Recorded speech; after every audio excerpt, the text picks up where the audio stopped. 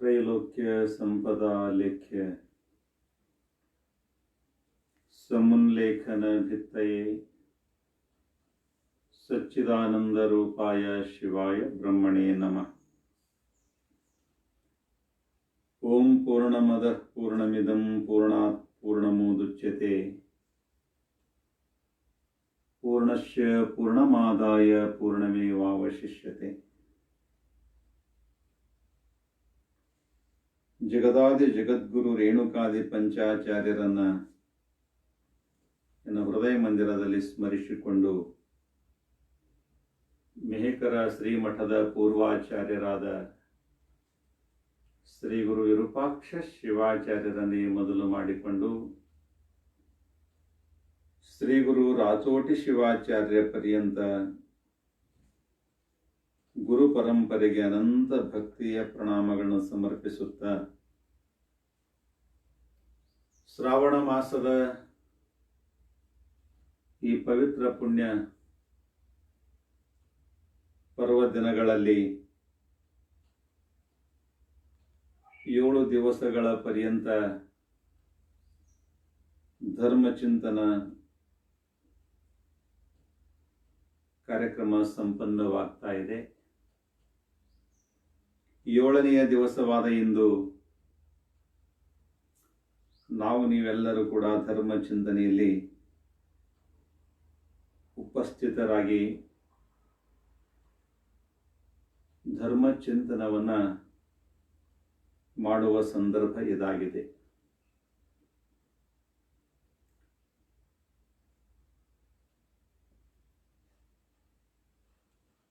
ಯಾವುದು ಜಗತ್ತು ಇದೆಲ್ಲವನ್ನ ಧರಿಸಿದೆ, ಯಾವುದರ ಆಧಾರದ ಮೇಲೆ ಈ ಜಗತ್ತೆಲ್ಲ ನಡೀತಾ ಇದೆ, ಅದೇ ಧರ್ಮ ಅನ್ನತಕ್ಕಂಥ ಚಿಂತನೆ ಇಷ್ಟು 7 ದಿವಸಗಳ ಪರ್ಯಂತ 6 ದಿವಸಗಳ ಪರ್ಯಂತ ನಡೆದು ಕೊನೆಗೆ ನಿರಂತರವಾಗಿ ಸುಖಸ್ಯ ಮೂಲಂ ಧರ್ಮ, ಧರ್ಮ ಮೂಲಂ ಅರ್ಥ, ಅರ್ಥ ಮೂಲಂ ರಾಜ್ಯ, ರಾಜ್ಯ ಮೂಲಂ ಇಂದ್ರಿಯ ಜಯ,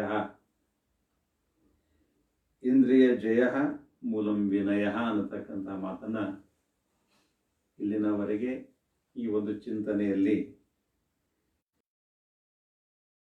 ಮಾಡಿರ್ತಕ್ಕಂಥ ದಶ ನಿಯಮ ಧರ್ಮವನ್ನ ಅಹಿಂಸಾ ಸತ್ಯಮಸ್ತೇಯಂ ಬ್ರಹ್ಮಶ್ಚರ್ಯಂ ದಯಾಕ್ಷಮ ದಾನಂ ಪೂಜಾ ಜಪೋಧ್ಯಾನಂ ಇತಿ ಧರ್ಮಶ್ಚ ಸಂಗ್ರಹ ಅನ್ನತಕ್ಕಂಥ ಮಾತನ್ನ ಶ್ರೀ ಸಿದ್ಧಾಂತ ಶಿಖಾಮಣಿಯಲ್ಲಿ ಬೋಧನೆಯನ್ನು ಮಾಡಿದ್ದಾರೆ. ಆ ಬೋಧನೆ ಎಲ್ಲ ವಿಷಯಗಳ ಚಿಂತನೆಗಳು ಇಲ್ಲಿನವರೆಗೆ ನಿರಂತರವಾಗಿ ಅಂತಥವಾಗಿ ಹರಿದು ಬರ್ತಾ ಇವೆ.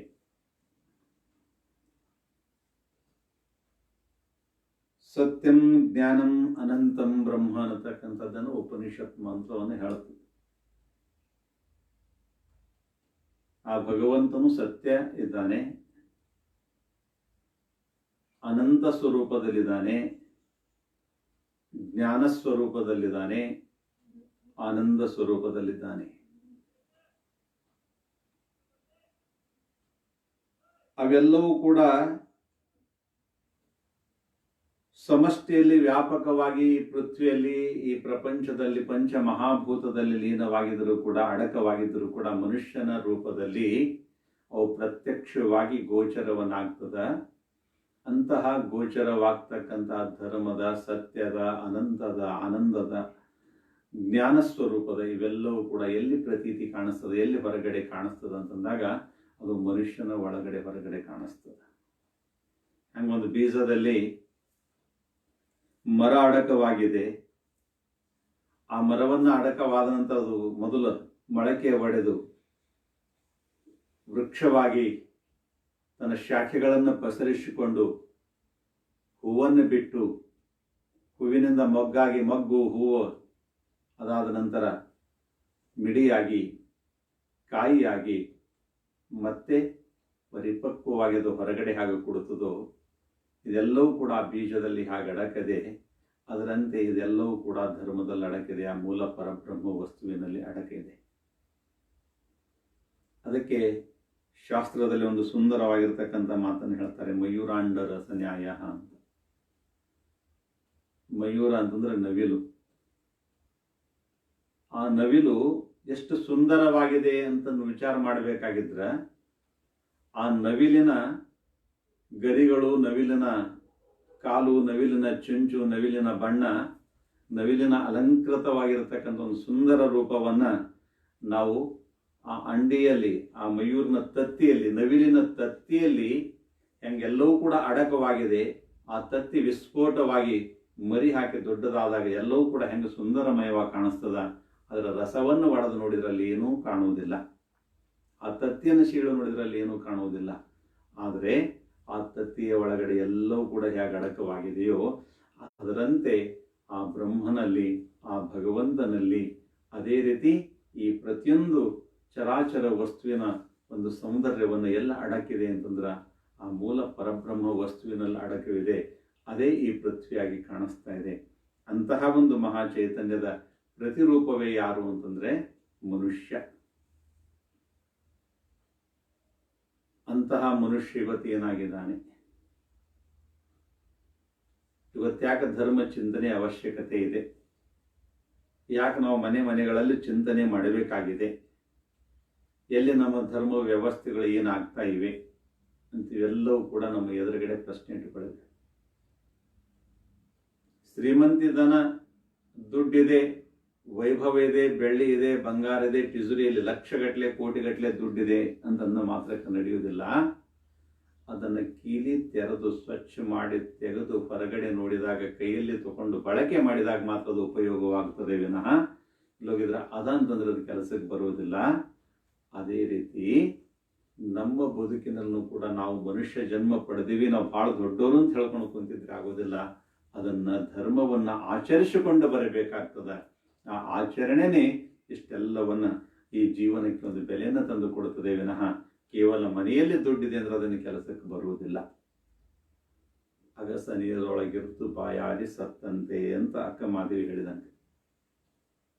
ಅಗಸ ಬಟ್ಟೆ ತೊಳಿಲಿಕ್ಕೆ ಹೊಳೆಗೆ ಹೋಗ್ತಾನೆ.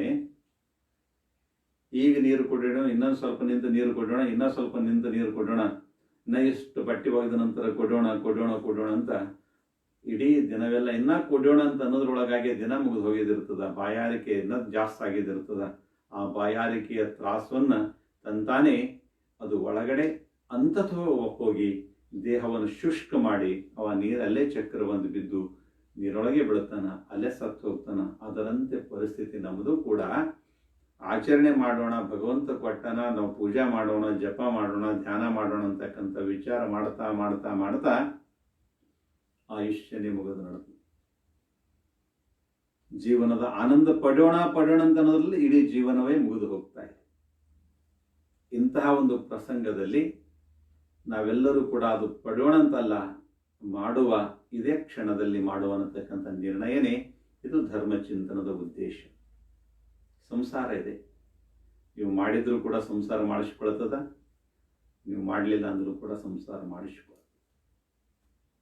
ದೊಡ್ಡವಾಗಿದ್ದಾನೆ, ಮಗನಿಗೆ ಲಗ್ನ ಆಗಿದೆ ಅಂತಂದ ತಕ್ಷಣ ಮುಗಿತಂತಲ್ಲ. ಲಗ್ನ ಆದ ನಂತರ ಜೀವನ ಆರಂಭವಾಯಿತು. ಲಗ್ನದ ಜೊತೆ ಸೊಸೆ ಬಂದಳು, ಸೊಸೆ ಜೊತೆ ಮಗ ಬಂತು, ಮೊಮ್ಮಗ ಬಂತು, ದೊಡ್ಡದಾಯ್ತು, ಹೆಣ್ಣು ಹುಡುತು, ಗಂಡು ಹುಡುತು. ಹುಟ್ಟಿದ ನಂತರ ಸಂಸಾರ ಪ್ರಾರಂಭವಾಯಿತು. ಮುಂದೆ ನೂರಾರು ಅಡೆತಡೆಗಳು ಬರ್ತವೆ, ಸಮಸ್ಯೆಗಳು ಬರ್ತವೆ. ಮಗುವಿಗೆ ಓದಿಸ್ಬೇಕು, ಕಲಿಸ್ಬೇಕು, ಶಿಕ್ಷೆ ಮಾಡಬೇಕು, ಜೊತೆಯಲ್ಲಿ ಲಗ್ನ ಇತ್ಯಾದಿಗಳನ್ನು ವ್ಯವಸ್ಥೆ ಮಾಡಿಕೊಡಬೇಕು. ಇದು ಹೆಂಗೆ ಸಾಧ್ಯ ಅಂತ ವಿಚಾರ ಮಾಡ್ತಾ ಕೂಡ್ಲಿಕ್ಕೆ ಆಗಲ್ಲ.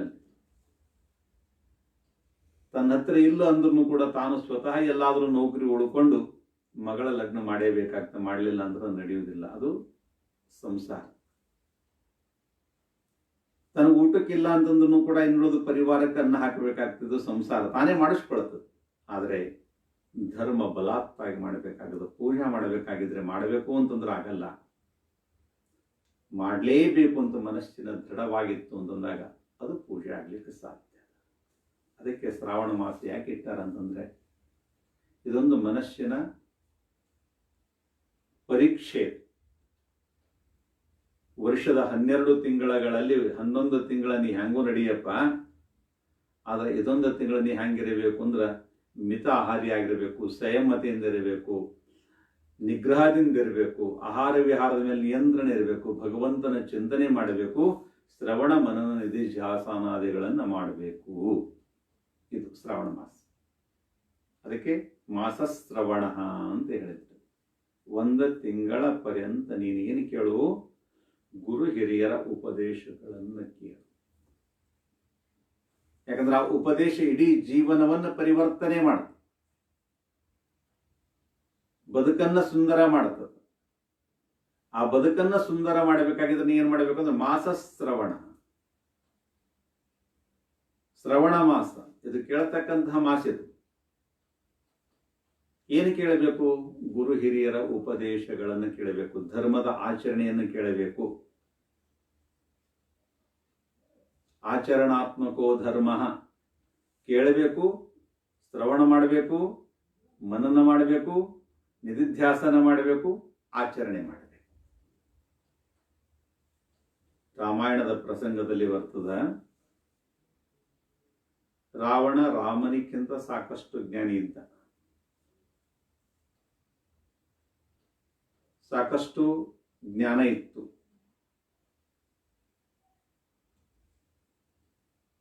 ಅನುಷ್ಠಾನಾದಿಗಳನ್ನು ಮಾಡಿ ಶಿವನನ್ನ ಒಲಿಸಿಕೊಂಡಿದ್ದ,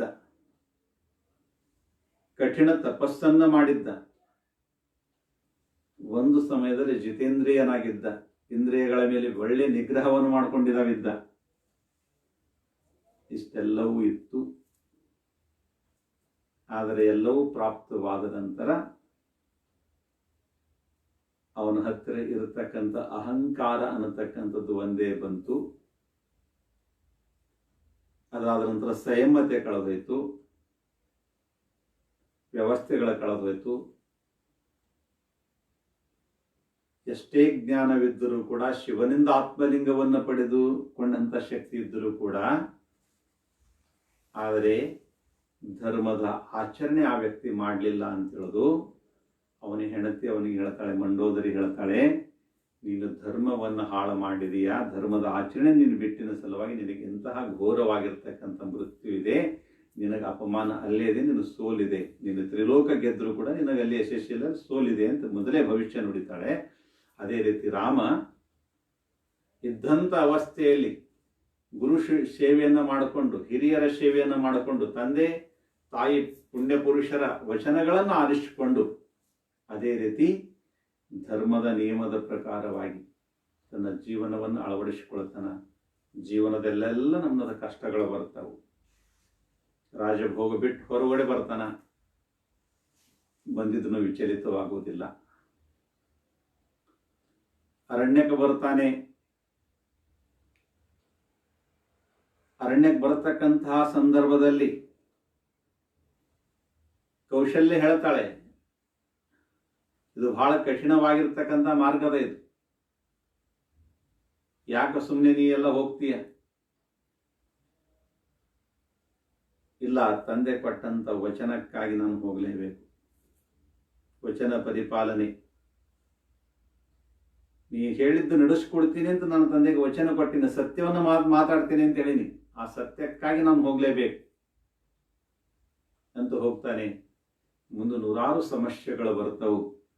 ಕೇವಲ ಸತ್ಯ ಒಂದೇ ಅವನ ಜೊತೆ ಇರ್ತದ, ಧರ್ಮ ಒಂದೇ ಅವನ ಜೊತೆ ಇರ್ತದ, ದಶ ನಿಯಮಗಳೇ ಅವನ ಜೊತೆ ಇರ್ತಾವ. ಅಹಿಂಸಾ, ಸತ್ಯ, ಅಸ್ಥೇಯ, ಬ್ರಹ್ಮಚರ್ಯ, ದಯಾ, ಕ್ಷಮ, ದಾನ, ಪೂಜಾ, ಜಪ, ಧ್ಯಾನಾದಿಗಳನ್ನು ಮಾಡಿಕೊಂಡು ಒಂದು ಸುಂದರ ಬದುಕನ್ನು ಮಾಡ್ತಾ ಹೋದಂತಹ ಶ್ರೀರಾಮ ತನ್ನ ಬದುಕು ಕೂಡ ಕೊನೆ ಉಸಿರಿರುವವರೆಗೆ ಅದು ಯಶಸ್ವಿಯಾಗಿ ಬರುತ್ತದ.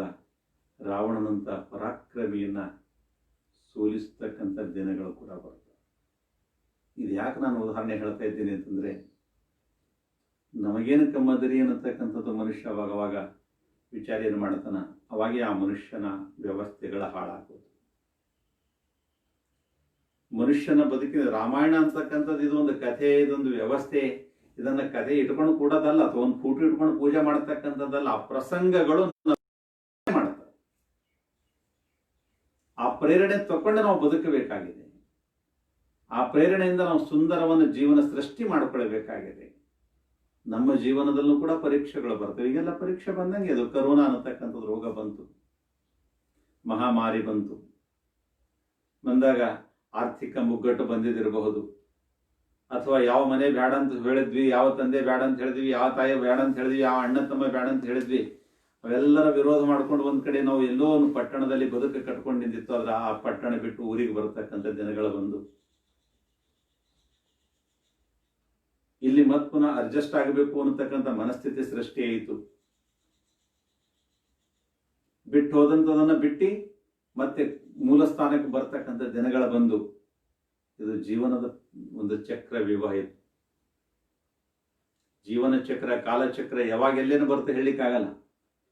ಅದಕ್ಕೆ ಆದ್ಯಶಂಕರೊಂದು ಬಹಳ ಸುಂದರ ಮಾತನ್ನು ಹೇಳ್ತಾರೆ ಮನುಷ್ಯನಿಗೆ, ಮಾ ಕುರು ಜನಧನ ಯೌವನ ಗರ್ವಂ ಹರತಿ ನಿಮೇಷಾತ್ ಕಾಲ ಸರ್ವಂ.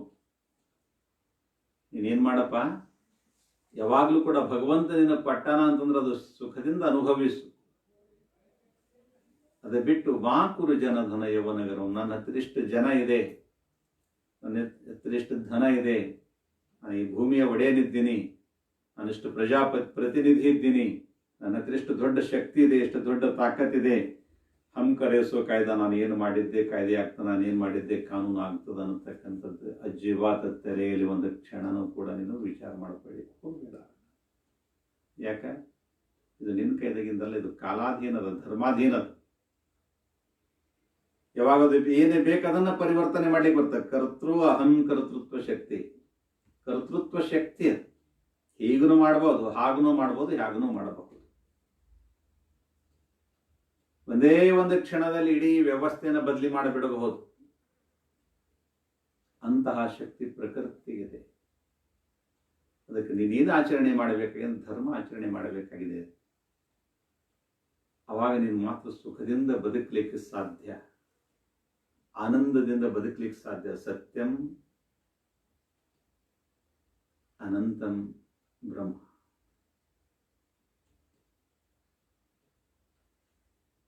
ಅಂತಹ ಸತ್ಯವಾಗಿರತಕ್ಕಂತಹ ಬ್ರಹ್ಮ ಓತಪ್ರೋತವಾಗಿ ತುಂಬಿಕೊಂಡಾನ, ಎಲ್ಲದರಲ್ಲಿ ತುಂಬಿಕೊಂಡಾನ. ಈ ಧರ್ಮ ಅನ್ನತಕ್ಕಂಥದ್ದು ಒಂದು ಹಿಡಿದಿ ಅಂತಂದ್ರೆ ಅದರೊಳಗೆ ಎಲ್ಲವೂ ಕೂಡ ಒಂದದ. ಸತ್ಯದಲ್ಲಿ ಎಲ್ಲವೂ 10 ನಿಯಮಗಳ ಅಡಕಾಗ್ಯಾವ, ಅಹಿಂಸೆಯಲ್ಲಿ 10 ನಿಯಮಗಳ ಅಡಕಾಗ್ಯಾವ, ಬ್ರಹ್ಮಚರ್ಯದಲ್ಲಿ 10 ನಿಯಮಗಳ ಅಡಕಾಗ್ಯಾವ, ದಯೆಯಲ್ಲಿ 10 ನಿಯಮಗಳ ಅಡಕಾಗ್ಯಾವ. ಓತಪ್ರೋತವಾಗಿ ಒಂದಕ್ಕೊಂದು ಹೆಣದಂಗ ಒಂದು ಬಟ್ಟೆ ತಯಾರು ಮಾಡಬೇಕಾಗಿದ್ರೆ ಕೇವಲ 4 ಎಳೆಗಳನ್ನ ಅಥವಾ ಒಂದೇ ರೀತಿಯ ಎಳೆಗಳನ್ನು ಎಳೆದಿದ್ರೆ ಉಳಿಯುವುದಿಲ್ಲ, ಅದು ಬಟ್ಟೆ ನಿರ್ಮಾಣವಾಗುವುದಿಲ್ಲ.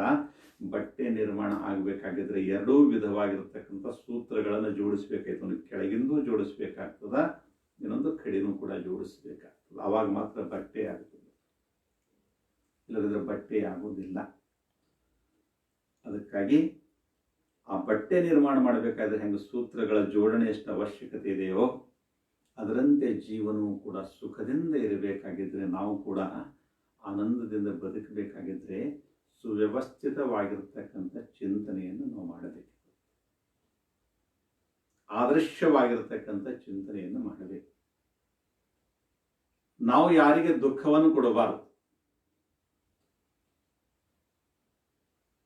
ನಾವು ಸುಖದಿಂದ ಬದುಕಬೇಕು, ಇನ್ನೊಬ್ಬರು ಸುಖದಿಂದ ಬದುಕುವ ಹಾಗೆ ನಾವು ನಡ್ಕೊಳ್ಬೇಕು. ಈ ಧರ್ಮ ಅನ್ನತಕ್ಕಂಥ ಹಿಂದೂ, ಮುಸ್ಲಿಂ, ಬೌದ್ಧ, ಕ್ರೈಸ್ತ ಇವ್ಯಾವ ಧರ್ಮಗಳ ಬಗ್ಗೆ ಇದು ಪ್ರಶ್ನೆನೇ ಇಲ್ಲ. ಇದು ಮತ, ಪಂಥ, ಸಂಪ್ರದಾಯಗಳು ಅವರವರ ತಕ್ಕಂತೆ ಅವರಿಗೆ ಒಂದು ಬ್ರಹ್ಮ ಸಾಕ್ಷಾತ್ಕಾರ ಮಾಡ್ಕೊಳ್ಬೇಕಾಗಿತ್ತು. ಅವರ ದಿಶದಲ್ಲಿ ಅವರು ಹೋಗಿದ್ದಾರೆ.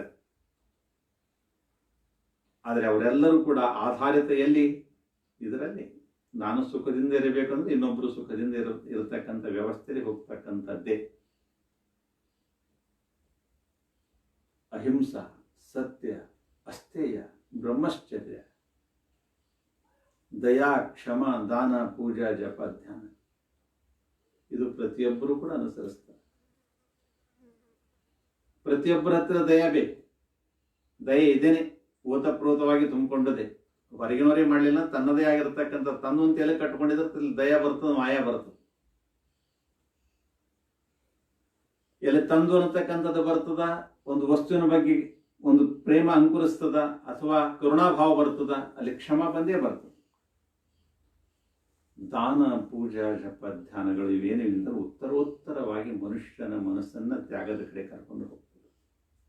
ಯಾಕಂದ್ರೆ ಈ ಮನಸ್ಸು ಬಹಳ ವಿಚಿತ್ರ. ಇದೆಲ್ಲವೂ ಕೂಡ ಭೋಗಕ್ಕಾಗಿ ಸಮರ್ಪಿತ ಮಾಡಿಕೊಂಡಿದ್ದ ಈ ಮನಸ್ಸು. ನಾನು, ನಂದು, ನನಗೆ ಬೇಕು.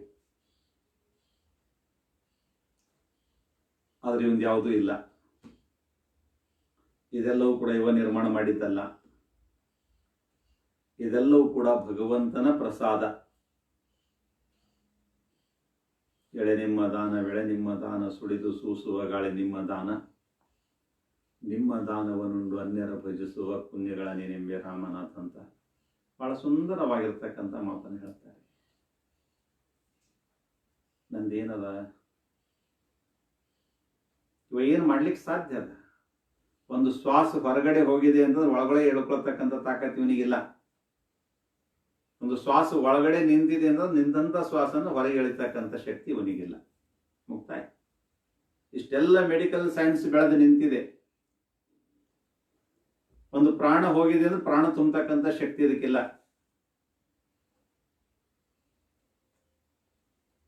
ಒಂದು ಗಾಳಿ ಹೊರಟು ಹೋಗಿದೆ ಅಂದ್ರೆ ಗಾಳಿಯನ್ನು ತುಂಬತಕ್ಕಂಥ ಶಕ್ತಿ ಇದಕ್ಕಿಲ್ಲ. ಇಷ್ಟೆಲ್ಲ ವ್ಯವಸ್ಥೆ ಆದರೂ ಕೂಡ ಇವತ್ತು ಸೈನ್ಸ್ ಒಂದು ಕೊನೆ ಕ್ಷಣದಲ್ಲಿ ಹೇಳ್ತದೆ, ಇದು ನಮ್ಮ ಕೈಯಲ್ಲಿ ಆಗಲಾರದಂತ ಮಾತು, ದೇವರನ್ನ ಪ್ರಾರ್ಥನೆ ಮಾಡಿಕೊಡ್ರಿ ಅಂತ ಡಾಕ್ಟರ್ಸ್ಗಳು ಕೊನೆ ಸಂದರ್ಭದಲ್ಲಿ ಹೇಳ್ತಾರೆ. ಏನದು ದೇವರು ಅಂತಕ್ಕಂಥದ್ದು? ಏನದು? ಆ ದೇವರು ಅನ್ನತಕ್ಕಂಥದ್ದು ಓತಪ್ರೋತವಾಗಿ ಎಲ್ಲದರಲ್ಲಿ ತುಂಬಿಕೊಂಡಂತ ಒಂದು ಮಹಾಚೇತನಾತ್ಮಕ ಶಕ್ತಿ. ಅದಕ್ಕೆ ಪಾಸಿಟಿವ್ ಎನರ್ಜಿ ಅಂತ ವಿಜ್ಞಾನ ಹೇಳುತ್ತದೆ. ಸಕಾರಾತ್ಮಕ ಶಕ್ತಿ ಅನ್ನತಕ್ಕಂಥದ್ದನ್ನು ಹೇಳ್ತಾರೆ. ಒಬ್ಬ ದಾರ್ಶನಿಕ ಬಹಳ ಸುಂದರವಾದ ಒಂದು ಮಾತು ಹೇಳ್ತಾನೆ. ಒಂದು ಇರುವೆ ಕಾಲಿಗೆ ಗೆಜ್ಜೆ ಕಟ್ಟಿದ್ರೆ ಆ ಗೆಜ್ಜೆಯ ಶಬ್ದ ಅದು ಭಗವಂತನಿಗೆ ಕೇಳಿ ಹೋಗ್ತದ ಅಂತಕ್ಕಂಥ ಮಾತನ್ನು ಹೇಳ್ತಾನೆ. ಅದಕ್ಕಿಂತ ಪೂರ್ವದಲ್ಲಿ ಹೇಳ್ತಾನೆ, ಜಗತ್ತದ ಪ್ರಸಿದ್ಧವಾಗಿರತಕ್ಕಂಥ ಅಮೇಜಾನ್ ಅನ್ನತಕ್ಕಂಥ ಪರ್ವತ ಇದೆ. ಬಹಳ ವಿಶಾಲವಾಗಿರ್ತಕ್ಕಂಥ ಪರ್ವತ. ಆ ಪರ್ವತದಲ್ಲಿ ಗುಡ್ಡಗಳು, ನದಿಗಳು, ದಿನ್ನೆಗಳು ಇವೆಲ್ಲಗಳಿಂದ ತುಂಬಿರತಕ್ಕಂಥದ್ದು. ಅದರಲ್ಲಿ ಒಂದು ಇರುವೆ. ಆ ಇರುವೆ ಕಾಲಿಗೆ ಗೆಜ್ಜೆ ಕಟ್ಟಿದ್ರ ಆ ಗೆಜ್ಜೆಯ ಶಬ್ದ ಭಗವಂತನಿಗೆ ಕೇಳಿ ಹೋಗ್ತದಂತ ಒಬ್ಬ ದಾರ್ಶನಿಕ ತನ್ನ ಮಾತನ್ನು ಹೇಳ್ತಾನೆ. ಒಂದು ಮನೆಯಲ್ಲಿ ಒಬ್ಬ ಮನುಷ್ಯ ಇನ್ನೊಬ್ಬ ಮನುಷ್ಯರಿಗೆ ಕರೆದಿದ್ರೆ ಕೇಳಿ ಹೋಗೋದಿಲ್ಲ. ಆದರೆ ಇಷ್ಟು ದೂರ, ನೂರಾರು ಕಿಲೋಮೀಟರ್, ಸಾವಿರಾರು ಕಿಲೋಮೀಟರ್ ದೂರ ಇರತಕ್ಕಂಥ ವ್ಯಾಪ್ತಿಯಲ್ಲಿರ್ತಕ್ಕಂಥ ಈ ಪರ್ವತ, ಅದರಲ್ಲಿ ಇರುವೆ ಎಷ್ಟು, ಇರುವೆ ಕಾಲೆಷ್ಟು, ಆ ಕಾಲಿನ ಗೆಜ್ಜೆ ಎಷ್ಟು, ಆ ಗೆಜ್ಜೆ ಶಬ್ದ ಎಷ್ಟು, ಆ ಗೆಜ್ಜೆ ಶಬ್ದ ಭಗವಂತನಿಗೆ ಕೇಳಿ ಹೋಗುತ್ತದ ಅಂತಂದ್ಮೇಲೆ ಆ ಭಗವಂತ ಓತಪ್ರೋತವಾಗಿ ಎಲ್ಲ ಕಡೆ ತುಂಬಿಕೊಂಡ ನಂತರದ ಕೇಳಿ ಹೋಗ್ತದೆ. ಅದರಂತೆ ನಮ್ಮ ಮನಸ್ಸಿನಲ್ಲಿ ಹರಿದಂತ ಒಂದು ಸಣ್ಣ ವಿಚಾರನೂ ಕೂಡ ಅದು ಪಾಸಿಟಿವ್ ಎನರ್ಜಿ ಅಂತ ಸ್ವೀಕಾರ ಮಾಡುತ್ತೆ, ಇನ್ನೊಂದು ನೆಗೆಟಿವ್ ಎನರ್ಜಿ ಅಂತ ಸ್ವೀಕಾರ ಆಗ್ತದೆ. ಯಾವಾಗ ಪಾಸಿಟಿವ್ ಎನರ್ಜಿ ಅಂತ ಇರ್ತದ ಅದು ಭಗವಂತನ ಪ್ರಸಾದ ರೂಪದಲ್ಲಿ ಹೋಗ್ತದ, ಭಗವಂತನಿಗೆ ನೈವೇದ್ಯವಾಗ್ತದ. ನೆಗೆಟಿವ್ ಎನರ್ಜಿ ಇರ್ತದ, ಅದೇ ಅಧರ್ಮವಾಗ್ತದೆ. ಧರ್ಮ ಅಧರ್ಮ ಅಂತಕ್ಕಂಥದ್ದೆಲ್ಲದ ಇಲ್ಲೇ ಅಷ್ಟೇ. ಯಾಕೆ ಸರ್ವಸಾಧಾರಣ ಕಟಿಂಗ್ ಮಾಡ್ಕೊಲಿಕ್ಕೆ ಹೋಗಿದ್ವಿ. ಕಟಿಂಗ್ ಮಾಡತಕ್ಕಂಥ ವ್ಯಕ್ತಿ ಚುಪಾದ ಅಸ್ತ್ರಗಳನ್ನು ಇಟ್ಕೊಂಡು ಕುಂತಾನ, ಕೇಶ ಕರ್ತನವನ್ನು ಮಾಡ್ಲತ್ತಾನ. ಮಾಡ್ತಾ ಮಾಡ್ತಾ ಸ್ವಲ್ಪ ಎಲ್ಲಾದ್ರೂ ಒಂದು ಜೋರಿಲಿ ಹೊಡೆದಿದ್ರೆ ಕಿವಿ ಕೊಯ್ದು ಬೀಳ್ತದ, ಇನ್ನೂ ಸ್ವಲ್ಪ ಜೋರಿಲಿ ಬೇರೆ ಕಡೆ ಹೊಡೆದಿದ್ರೆ ರುಂಡ ಕತ್ತರಿಸಿ ಬೀಳ್ತದ. ಆದ್ರೆ ಒಬ್ಬ ದುಶ್ಮನ್ನು ಬಂದು ಅವನಿಗೆ ಹೇಳ್ತಾನೆ, ನಿನಗೆಷ್ಟು ಲಕ್ಷ ರೂಪಾಯಿ ಕೊಡ್ತೀನಪ್ಪ, ನೀನು ಕಿವಿ ಕತ್ತರಿಸು ಅಂತಂದ್ರ ಅವ ಏನಂತಾನೆ, ನನ್ನ ಧರ್ಮ ಅಲ್ರಿ ಅಂತಾನ. ಅವ ಏನ್ ಹೇಳ್ತಾನ, ನಾ ಹಿಂದೂ, ಮುಸ್ಲಿಂ, ಬೌದ್ಧ, ನಾ ಕ್ರೈಸ್ತ ಅಥವಾ ಇದು ಹೇಳಲ್ಲ. ಅವ ಏನಂತ ಹೇಳ್ತಾನ, ನನ್ನ ಧರ್ಮ ಅಲ್ರಿ ಅದು. ಹಿಂಗ್ ಮಾಡಿದ್ರೆ ದೇವ್ರ ಹೆಂಗ ಒಪ್ಕೊಳ್ತಾನ್ರಿ ಅಂತ ಕೇಳ್ತಾನ.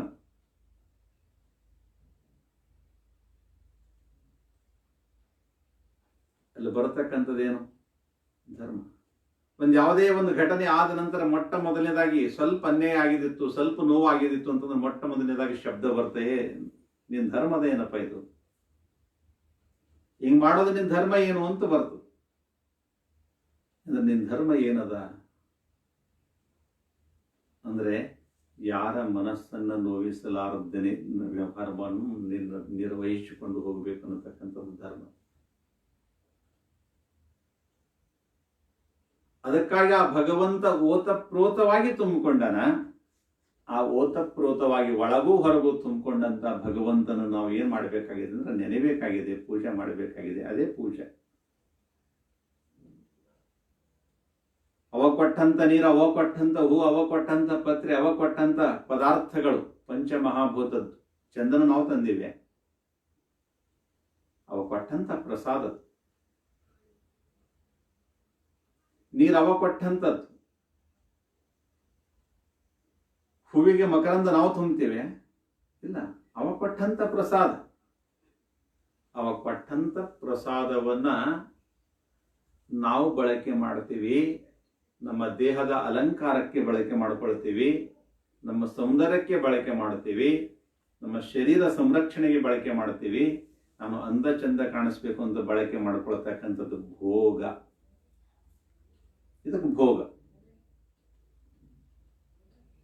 ನನಗಲ್ಲದು ಭಗವಂತನಿಗೆ ಅಂತ ಒಂದು ವಸ್ತುವಿನಲ್ಲಿ ಪೂಜೆಯಾಗಿ ಮಾಡುವಾಗ ಆ ಭಾವ ಊರ್ಧ್ವ ಭಾವ ಸಮರ್ಪಣೆ ಮಾಡ್ತಾನೆ. ಒಂದು ಲಿಂಗವನ್ನು ಮಾಡಿ, ಒಂದು ಪೂಜೆಯನ್ನು ಮಾಡಿ, ಒಂದು ಮೂರ್ತಿಯನ್ನು ಮಾಡಿ, ಅಥವಾ ತನ್ನ ಭಾವದೊಳಗೆ ಒಂದು ಕಲ್ಪನೆಯನ್ನು ಮಾಡಿ ಅದೊಂದು ಪೂಜೆಯನ್ನು ಸಮರ್ಪಣೆ ಮಾಡ್ತಾನೆ. ಆ ಸಮರ್ಪಣೆ ಭಾವನೆ ಪೂಜೆ. ನನಗಾಗಲ್ಲ, ಅದು ಅವನಿಗಾಗಿ, ಅವನ ಪ್ರಸಾದ ಅನ್ನತಕ್ಕಂಥ ಮನೋಭಾವನೆ. ಇಂಥ ಒಂದು ಸುಂದರವಾಗಿರ್ತಕ್ಕಂಥ ಸಂಸ್ಕಾರ ಇದು ನಮ್ಮ ದೇಶದ ಸಂಸ್ಕೃತಿಯಲ್ಲಿ. ನಮ್ಮ ವೀರಶೈವ ಸಂಸ್ಕೃತಿಯಲ್ಲಿ ಲಿಂಗವನ್ನು ಧರಿಸಿಕೊಂಡು ಪೂಜೆಯನ್ನು ಮಾಡತಕ್ಕಂಥ ಪದ್ಧತಿ ಇದೆ. ಲಯಂ ಗಚ್ಚತಿ ಯತ್ರ ಇವ ಜಗದೇತಚ್ಚರಾಚರಂ ಅಂತ ಶಾಸ್ತ್ರ ಹೇಳುತ್ತೆ. ಯಾಕಂದ್ರೆ ಲಿಂಗನ ಯಾಕೆ ಧರಿಸಿಕೊಳ್ಳಬೇಕು? ಬಹಳ ಮಂದಿ ಪ್ರಶ್ನೆ ಮಾಡ್ತಾರೆ, ಏನು ಅವಶ್ಯಕತೆ ಏನದ, ಇಲ್ಲೋದ್ರೂ ನಡೀತದೇನು ಅಂತ ಹತ್ತಾರು ಪ್ರಶ್ನೆಗಳು ಬರ್ತವೆ. ಆ ಬರತಕ್ಕಂಥ ಪ್ರಶ್ನೆಗಳಿಗೆ ಒಂದೇ ಇದೆ, ಕಾಲಲ್ಲಿ ಒಂದು ಮುಳ್ಳು ನಟ್ಟಿದೆ, ಆ ಮುಳ್ಳನ್ನ ತೆಗಿಬೇಕಾಗಿದ್ರೆ ಇನ್ನೊಂದು ಮುಳ್ಳು ಬೇಕು. ಆ ಮುಳ್ಳಿನಿಂದ ಮುಳ್ಳನ್ನು ತೆಗಿಲಿಕ್ಕೆ ಬಿಡ್ತದೆ. ಅದು ಕಬ್ಬಿಣದೇ ಇರಬಹುದು, ಇನ್ನೊಂದು ಮುಳ್ಳು ಬೆಳ್ಳಿಯ ಮುಳ್ಳೇ ಇರಬಹುದು, ಬಂಗಾರದ ಮುಳ್ಳೇ ಇರಬಹುದು, ಯಾವುದೇ ವಸ್ತುವಿನ ಮುಳ್ಳಿರಬಹುದು. ಆ ಮುಳ್ಳನ್ನು ತೆಗೆಯುವ ಕೆಲಸದ ಮಾಡ್ತದೆ. ಅದರಂತೆ ಈ ಮನುಷ್ಯನಿಗೆ ಒಂದು ರೋಗ ಆಗಿದೆ. ಏನು ರೋಗ ಆಗಿದೆ ಅಂದ್ರೆ ಸ್ಪರ್ಶಜನ್ಯ ದೋಷ ಆಗಿದೆ. ಇವನಿಗೆ ಸುಗಂಧ ಬೇಕು, ಇವನಿಗೆ ಚಲೋ ಬೇಕು, ಇದು ಮನಸ್ಸಿಗೆ ಸ್ಪರ್ಶ ಆಗಲದು. ಈ ಪಂಚ ಮಹಾಭೂತಗಳ ಸ್ಪರ್ಶನ ಇವನಿಗದ. ಪೃಥ್ವಿ ಆಪ್ತೇಜ ವಾಯು ಆಕಾಶದ ವಿಧಾನದಿಂದ ನಾನು ನಂದು ಅನ್ನತಕ್ಕಂಥದನ್ನ ಅಪ್ಕೊಂಡು ಪ್ರೇಮ ಮಾಡ್ತಾನೆ. ನನ್ನ ವಸ್ತ್ರವನ್ನು ಧಾರಣೆ ಮಾಡುವಾಗಲೂ ಕೂಡ ಆ ಮನುಷ್ಯ ನನ್ನ ದೇಹದ ಮೇಲೆ ಹಿಂಗೆ ಫಿಟ್ ಇರಬೇಕು, ಹಿಂಗೆ ಸ್ಪರ್ಶ ಆಗಬೇಕು, ಹಿಂಗೆ ಇದೇ ರೀತಿ ಇರಬೇಕು ಅಂತ ಹಾಕೊಂಡು ತನ್ನ ಆನಂದವನ್ನು ಪಡ್ಕೊಳ್ತಾನೆ. ಹೆಂಡತಿ, ಮಕ್ಕಳು, ಪರಿವಾರ, ತಂದೆ, ತಾಯಿ, ಅಣ್ಣ, ತಮ್ಮ, ಗೆಳೆಯ, ವಾಹನ, ವಸ್ತು, ವ್ಯವಸ್ಥೆ ಇವೆಲ್ಲವುಗಳನ್ನು ಸ್ಪರ್ಶ ರೂಪದಲ್ಲಿ ತಂದು ಅಂತ ಸ್ವೀಕಾರ ಮಾಡಿಕೊಂಡು ಮುಟ್ಟಿ ಆನಂದವನ್ನು ಪಡಿತಕ್ಕಂಥ ಈ ಮನುಷ್ಯನಿಗೆ ಇದೇನೋ ದೋಷ ಇದೆಯಲ್ಲ, ಒಂದು ಸ್ಪರ್ಶಜನ್ಯ ದೋಷ ಅಂತ ಒಂದು ದೋಷ ಆಗಿದೆ. ಆ ಸ್ಪರ್ಶಜನ್ಯ ದೋಷ ಒಳಗನು ಕೂಡ ಇದೆ. ಶಬ್ದ ಕಿವಿಗೆ ಬರ್ತದ, ಒಳಗಡೆ ಸ್ಪರ್ಶ ಆಗ್ತದ, ಮನಸ್ಸಿಗೆ ಸ್ಪರ್ಶವಾಗ್ತದ, ಅವಾಗ ಅದು ಕೆಲಸ ಮಾಡುತ್ತದೆ. ಸುಗಂಧ ಹೊರಗಡೆ ಘ್ರಾಣೇಂದ್ರಿಯಕ್ಕೆ ಸ್ಪರ್ಶವಾಗ್ತದ, ಸ್ಪರ್ಶವಾದಾಗ ಅದು ಸುಗಂಧ ಅನುಭೂತಿ ಆಗ್ತದ. ಶಬ್ದ, ಸ್ಪರ್ಶ, ರೂಪ, ಅದು ಕಣ್ಣಿಗೆ ಸ್ಪರ್ಶ ಆದ ನಂತರ ವಸ್ತು ಕಾಣಿಸ್ಲತ್ತದ. ರೂಪ ಕಣ್ಣಿಗೆ ಕಾಣಿಸ್ಲತ್ತದ, ನೋಡಿದ ನಂತರ ಅದು ಕಣ್ಣಿಗೆ ಸ್ಪರ್ಶ ಆದ್ಮೇಲೆ ಕಾಣಿಸ್ತದ. ರಸ ಅಂದ್ರೆ ನಾಲಿಗೆಗೆ ಸ್ಪರ್ಶ ಆದ ನಂತರ ಅದ್ರ ಸ್ವಾದ ಆಸ್ವಾದಗಳು ತಿಳಿಲತ್ತದ. ಶಬ್ದ, ಸ್ಪರ್ಶ, ರೂಪ, ರಸ ಇವೆಲ್ಲವುಗಳು ಕೂಡ ಇವೆ. ಇದಕ್ಕೆಲ್ಲಕ್ಕೂ ಆಧಾರನೇ ಸ್ಪರ್ಶ. ಸ್ಪರ್ಶ ಒಳಗೂ ಇದೆ, ಸ್ಪರ್ಶ ಹೊರಗೂ ಇದೆ. ಮಲಮೂತ್ರಾದಿಗಳು ಒಳಗಡೆ ಬಂದಂಥ ಸ್ಪರ್ಶ ಆದಾಗ ಮಾತ್ರ ಅನುಭವದಿಂದ ಮನುಷ್ಯ ಹೊರಗಡೆ ಹೋಗ್ತಾನೆ. ಈ ಪ್ರಪಂಚದ ಉತ್ಪತ್ತಿ ಸ್ತ್ರೀ ಪುರುಷರ ಶರೀರದಿಂದ ಆಗ್ತಕ್ಕಂಥದ್ದು ಸ್ಪರ್ಶದಿಂದಲೇ ಸಾಧ್ಯ. ಹೀಗಾಗಿ ಆ ಸ್ಪರ್ಶಜನ್ಯ ದೋಷ ಅದು ಭೋಗದಲ್ಲಿ ಏನಾಗಿದೆ, ಅದರಲ್ಲಿ ಲುಪ್ತಿಯನ್ನಾಗಿದೆ. ಅದನ್ನ ನಿವಾರಣಾರ್ಥವಾಗಿ ಒಂದು ಸ್ಪರ್ಶ ಇದೆ, ಅದೇ ಇಷ್ಟಲಿಂಗ. ಅದು ದೇಹದ ಮೇಲೆ ಸ್ಪರ್ಶವಾಗ್ತಾ ಇರ್ತದೆ. ಅವಾಗ ಗುರು ಕೊಟ್ಟು ಸಂಸ್ಕಾರವನ್ನು ಕೊಟ್ಟ ಲಿಂಗ ಧಾರಣೆಯನ್ನು ಮಾಡ್ತಾನೆ. ಅವಾಗ ತನು, ಮನ, ಧನ ಈ ಮೂರು ಗುರುವಿಗೆ ಸಮರ್ಪಣೆ. ಸ್ಥೂಲ, ಸೂಕ್ಷ್ಮ, ಕಾರಣ ಇವ್ಯಾವು ಎಲ್ಲವೂ ಕೂಡ ಸಮರ್ಪಣೆ ಮಾಡಿ ಯಾವಾಗ ಭಕ್ತ ಅನನ್ಯ ನಿಷ್ಠೆಯಿಂದ ಸಮರ್ಪಣೆ ಭಾವ ಆಗ್ತದ, ಅವಾಗ ಒಂದು ತನು ಗುರುವಿಂದಾಯ್ತು, ಮನ ಲಿಂಗದ್ದಾಯ್ತು, ಧನ ಜಂಗಮದಾಯ್ತು, ಇನ್ನೊಂದ್ಯಾವುದೂ ಇಲ್ಲ. ಅವಾಗ ತನದು ಇಲ್ಲ ಅಂತಂದಾಗ ಇದು ಪ್ರಸಾದ ಕಾಯ ಆಗ್ತದೆ. ಅದಕ್ಕೆ ಬಸವಣ್ಣವ್ರು ಹೇಳ್ತಾರೆ ಬಹಳ ಸುಂದರವಾಗಿ, ಶರಣರು ಹೇಳ್ತಾರೆ, ಪ್ರಸಾದ ಕಾಯವಿದು ಕೆಡಿಸಲಾಗದು, ಕೂಡಲ ಸಂಗಮ ದೇವನ ನೊಲಿಸುವ ಪ್ರಸಾದ ಕಾಯವಿದು ಅನ್ನತಕ್ಕಂಥ ಮಾತನ್ನು ವಚನದಲ್ಲಿ ಅವರು ಬಹಳ ಸುಂದರವಾಗಿ ಹೇಳ್ತಾರೆ. ಬಹಳಷ್ಟು ದೊಡ್ಡ ವಚನ. ಇದು ಕಾಯದ್ರ ಸಲುವಾಗದ, ಭೋಗದ ಸಲುವಾಗಲ್ಲ. ಕೂಡಲ ಸಂಗಮ ದೇವನ ನೊಲಿಸುವ ಪ್ರಸಾದ ಕಾಯ. ಅಂತಹ ಭಗವಂತನನ್ನು ಒಲಿಸ್ತಕ್ಕಂಥ ಈ ಕಾಯವನ್ನು ಭಗವಂತ ನಿಮಗೆ ಕೊಟ್ಟಿದ್ದಾನೆ. ಅದರ ಮೇಲ್ಗಡೆ ಇಷ್ಟಲಿಂಗ ಅನ್ನತಕ್ಕಂಥದ್ದು ಸ್ಪರ್ಶ. ಉಣುವಾಗ ಲಿಂಗಕ್ಕೆ ನೈವೇದ್ಯವನ್ನು ಮಾಡತಕ್ಕಂಥದ್ದು, ವಸ್ತ್ರಧಾರಣೆ ಮಾಡುವಾಗ ಲಿಂಗಕ್ಕೆ ಸಮರ್ಪಣೆ ಮಾಡತಕ್ಕಂಥದ್ದು, ನಾವು ಏನೇನು ಭೋಗಿಸ್ತೀವಿ, ಏನೇನು ಬಯಸ್ತೀವಿ, ಏನೇನು ಉಪಯೋಗವನ್ನು ಮಾಡ್ತೀವಿ ಅವೆಲ್ಲವೂ ಕೂಡ ಲಿಂಗಾರ್ಪಿತವಾಗಿ ಮಾಡತಕ್ಕಂಥದ್ದೇ ನಮ್ಮ ನಿಜವಾಗಿರತಕ್ಕಂಥ ಒಂದು ಸುಂದರ ಸಂಸ್ಕೃತಿ. ಇದೆ ಪೂಜಾ. ಆ ಪೂಜನೆ ನಮ್ಮ ಮನಸ್ಸನ್ನು ಪ್ರಸನ್ನಗೊಳಿಸ್ತದ, ಆನಂದವನ್ನು ತರುತ್ತದೆ. ಅಂತಹ ಪೂಜೆಯ ಆಚರಣೆಯನ್ನ ಈ ಶ್ರಾವಣ ಮಾಸದಲ್ಲಿ ಎಲ್ಲರೂ ಕೂಡ ಮನೆ ಮನಗಳಲ್ಲಿ ಒಂದು ಆಚರಣೆ ಮಾಡುತ್ತಾರೆ. ಅದಕ್ಕಾಗಿ ಶ್ರಾವಣ ಮಾಸದ ಇಷ್ಟೆಲ್ಲ ಮಹಿಮೆ ಇದೆ. ಮನೆ ತುಂಬ ಅನ್ನ ಇರ್ತದ, ಆಹಾರದ ಮೇಲೆ ನಿಯಂತ್ರಣ ಇರ್ತದ, ಚಳಿ ಭಾಳ ಆಗ್ತಾ ಇರ್ತವ, ದೇಹದ ಮೇಲೆ ಬಹಳ ಮೋಹ ಅದ. ಆದ್ರೆ 2 ಹೊತ್ತು ಸ್ನಾನ ಮಾಡ್ಬೇಕಂತ ಅನಿಸ್ತದ. ಮಾಡ್ಬೇಕಂತ ಮನಸ್ಸು ಒಪ್ಪಲ್ಲ. ಇಲ್ಲ, ಶ್ರಾವಣದ ಮಾಡಲೇಬೇಕು ಅಂತ ಒಂದು ಮನಸ್ಸು ನಿರ್ಣಯ ಕೊಡುತ್ತದ. ನಾನು ವ್ರತಸ್ಥನಾಗಿ ಮಾಡಬೇಕು ಅಂತ ಅನಿಸ್ತದ. ಇವೆಲ್ಲವುಗಳು ಕೂಡ ಈ ಮನುಷ್ಯನ ಮನಸ್ಸನ್ನ ಸಂಯಮತೆಗಡೆ ತಂದು ಇಂದ್ರಿಯ ನಿಗ್ರಹದ ಕಡೆ ಕರ್ಕೊಂಡು ಹೋಗ್ತಕ್ಕಂಥ ವಿಧಿ ವಿಧಾನ ಇದಾಗಿದೆ. ಅಂತಹ ಒಂದು ಸುಂದರವಾಗಿರತಕ್ಕಂಥ ಸಂಸ್ಕೃತಿ ಈ ಒಂದು ಸಂದರ್ಭದಲ್ಲಿ ಜಂಗಮಾರ್ಚನೆ ಮಾಡತಕ್ಕಂಥ ಪದ್ಧತಿ ಮನೆ ಮನೆಗಳಲ್ಲೇ ನಡೀತಾ ಇತ್ತು. ಇವತ್ತಿಗೂ ಕೂಡ ನಡೀತದೆ. ಅದರ ಉದ್ದೇಶ ಏನು ಅಂತಂದ್ರೆ, ಯಾಕೆ ಇದನ್ನ ಮಾಡಿದ್ರು ಅಂತಂದ್ರೆ, ನಂದಲ್ಲ, ಇದು ಭಗವಂತನದು. ಯಾವುದು ವಸ್ತುವಿಗೆ ನಂದು ನಂದು ನಂದು ಅಂತ ಹೇಳ್ತೀವಿ, ಜೋಳಿಗೆಗೆ ಹಾಕಿದ ನಂತರ ನಂದು ಅನ್ನತಕ್ಕಂಥದ್ದು ಹೆಂಗೆ ಮುಗೀತದೋ ಅದು ಪ್ರಸಾದ ಆಗ್ತದ. ಅದರಂತೆ ಒಂದು ದಿವಸ ಈ ದೇಹನೂ ಕೂಡ ಭಗವಂತನಿಗೆ ಸಮರ್ಪಣೆ ಮಾಡಬೇಕಾಗಿದೆ. ಒಂದು ದಿವಸ ಈ ಜೀವನನೂ ಕೂಡ ಭಗವಂತನಿಗೆ ಸಮರ್ಪಣೆ ಮಾಡಬೇಕಾಗಿದೆ. ಯಾವಾಗ ಭಗವಂತನಿಗೆ ಸಮರ್ಪಣೆ ಮಾಡತಕ್ಕಂಥ ದಿನಗಳು ಬರ್ತವೆ, ಆ ಸಂದರ್ಭದಲ್ಲಿ ಅವತ್ತು ಈ ಮನಸ್ಸು ಭೋಗದಿಂದ ಅಡ್ಡ ಆಗಬಾರದು.